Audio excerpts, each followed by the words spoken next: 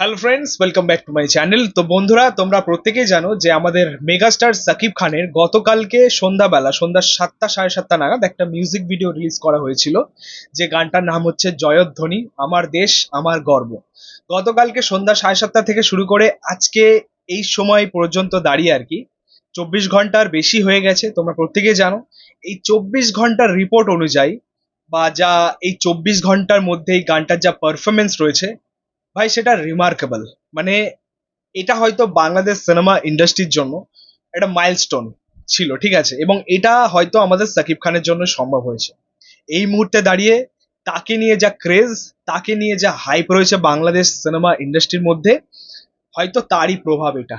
ঠিক আছে, সত্যি বলতে আমি তোমাদেরকে একটা কথা আগেও বলেছিলাম যে সাকিব খানের এই মুহূর্তে দাঁড়িয়ে যা লেভেল রয়েছে, সিরিয়াসলি বলছি, ধরা ছোঁয়ার বাইরে। ঠিক আছে, এবং তিনি এরকম কিছু ডিজার্ভ করেন। আমরা অনেককেই মেগাস্টার সুপারস্টার বলে থাকি, ভাই এরকম কিছু যদি ক্রেজিয়েস্ট মুমেন্টই তৈরি না হয়, এরকম যদি রেকর্ড ব্রেকিং মুমেন্টই যদি না তৈরি হয়, তাহলে এই কথাটা মিনিংলেস। ঠিক আছে, এটা একদমই বৃথা। কিন্তু সাকিব খানের জন্য এটা খাটে। তিনি যখনই আসেন এরকমই কিছু রেকর্ড ব্রেকিং করে থাকেন এবং করছেন এই মুহূর্তে দাঁড়িয়ে বাংলাদেশ সিনেমা ইন্ডাস্ট্রি থেকে। সেটা আমরা দেখতে পাচ্ছি প্রত্যেকবারই। ঠিক আছে, সেই প্রিয়তমার থেকে একটা একটা সুন্দর যাত্রা তার শুরু হয়েছে, এবং বলতে পারে ড্রিম যাত্রা। ঠিক আছে, অসাধারণভাবে এই মুহূর্তে দাঁড়িয়ে সাকিব খানের একটা পিক আপ মুভমেন্ট আর কি, ঠিক আছে, আলাদাই পিকে রয়েছে। ঠিক আছে, না হলে একটা খারাপ ছবিও এত সুন্দর বিজনেস দিতে পারে না। সাকিব খানের লাস্ট প্রিন্স ছবিটা একটা খারাপ রিভিউ পাওয়ার পরেও, একটা নেগেটিভ সমালোচনা হওয়ার পরেও, এই ছবিটা কিন্তু মোটামুটি ভালোই বিজনেস দিচ্ছে। ঠিক আছে, এটা কিন্তু সাকিব খানের ছবি বলেই সম্ভব। মানে আমি বাড়িয়ে চড়িয়ে বলছি না, যেটা রিয়েলিটি, যেটা আমরা দেখতে পাচ্ছি। ঠিক আছে, এটা যদি অন্য কারোর ছবি হতো, খারাপ হলে আর চলতোই না। ঠিক আছে, কিন্তু সাকিব খানের নামেই ছবিটা চলছে। এটা তো তোমরা জানো, মানে আমি নতুন করে বলার কিছু নেই, আর বাড়িয়ে চড়িয়ে বলারও কিছু নেই। ঠিক আছে, তবে যাই হোক, এই মুহূর্তে দাঁড়িয়ে জয়ধ্বনি আমার দেশ আমার গর্ব গানটার যা রেকর্ড হয়েছে, তোমাদেরকে বলে রাখি যে এই গানটা মাত্র 24 ঘন্টার মধ্যে 15 মিলিয়ন প্লাস ভিউ এনে দিয়েছে। ঠিক আছে, মানে এটা হয়তো রিমার্কেবল, এটা বাংলাদেশ সিনেমা ইন্ডাস্ট্রির জন্য রিমার্কেবল মাইলস্টোন।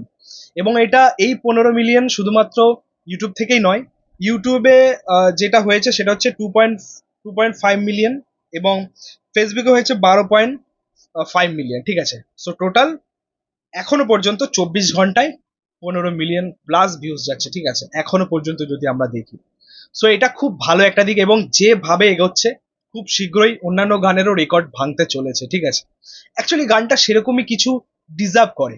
ঠিক আছে, মানুষের ভালো লাগছে, এবং এত খরচা করা হয়েছে, এত সুন্দর একটা প্রেজেন্টেশন, দর্শক যাবে এটা কোথায়? দর্শকের অবশ্যই ভালো লাগতেই হবে। এত সুন্দর ভিজুয়াল, এত সুন্দর এক্সপেরিমেন্ট করা হয়েছে গানটাকে নিয়ে। মানে বাংলাদেশে তো এরকম কাজ আমরা দেখি না, অন্যান্য ইন্ডাস্ট্রি থেকে হয়তো আমরা পেয়েছি এরকম গান, কিন্তু বাংলাদেশ সিনেমা ইন্ডাস্ট্রির দিক থেকে দেখতে গেলে এটা অবশ্যই একটা এক্সপেরিমেন্টের কাজ, যেখানে খুব সুন্দর ভিএফএক্স এর ব্যবহার হয়েছে, যেখানে খুব সুন্দর ভিজুয়াল ওয়ার্ক করছে, দেখতে খুব ভালো লাগছে, যেভাবে ডিজাইন করা হয়েছে সাকিব খানের লুক সমেত, অল ওভার। আমি তো রিভিউ অবশ্যই করে দিয়েছি, দুবার আর বলার কিছুই নেই। বাট এটা একটা গান, এটা একটা সলিড ট্র্যাক হয়েছে। ঠিক আছে, আমার দেশ আমার গর্ব, এবং এই যে ক্রেজটা, এই যে 15 মিলিয়ন ভিউজ হয়েছে এখনো পর্যন্ত, এটা আরো যাবে।